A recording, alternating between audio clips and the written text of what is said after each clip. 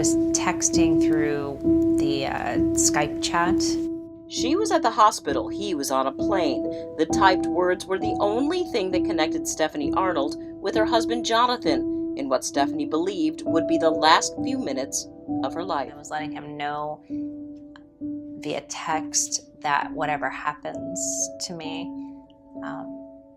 that he made me the happiest woman in the world and that I will always love him. Fatalistic thoughts born out of strange premonitions Stephanie had weeks leading up to that day. I knew 100% that I was going to die when Jacob was born.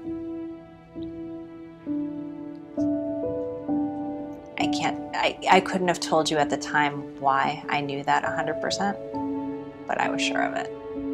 Stephanie's doctors passed her concerns off as normal pregnancy jitters, but one doctor flagged her file to make sure there was additional life-saving equipment in her delivery room. Now, a week before her scheduled C-section, she started to bleed and entered the hospital for emergency delivery.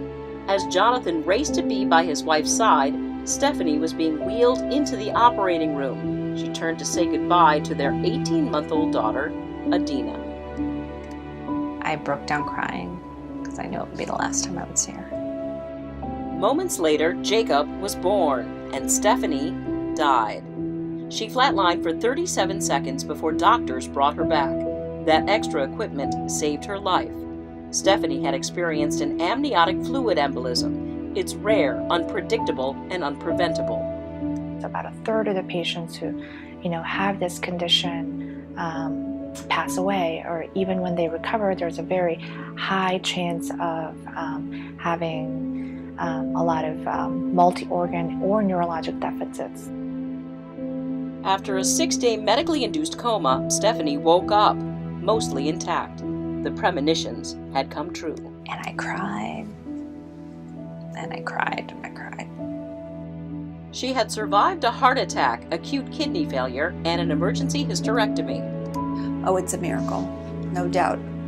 The medical team had great success, but some of the doctors believed they had additional help. But there was something unusual that day. There was something stronger than any of us understand. And the miracle is that she's here, alive and well. While recovering, Stephanie went into regression therapy and through hypnosis realized she had had an out-of-body experience. And all of a sudden it was like a movie playing in front of me in 3D. And I was able to see from different perspectives and seeing where the doctors were and what they were doing and what they were talking about. She was able to tell the doctors things that happened in the OR, things her doctors say she couldn't have known. She was basically sedated and not present. Alive, pulse, respirations, vital signs, everything being done for her, but there's no way that she would have been able to know that that was going on had she not been in a different state.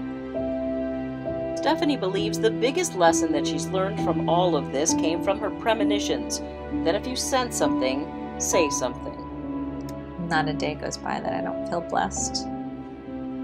Not a day goes by that I don't appreciate life.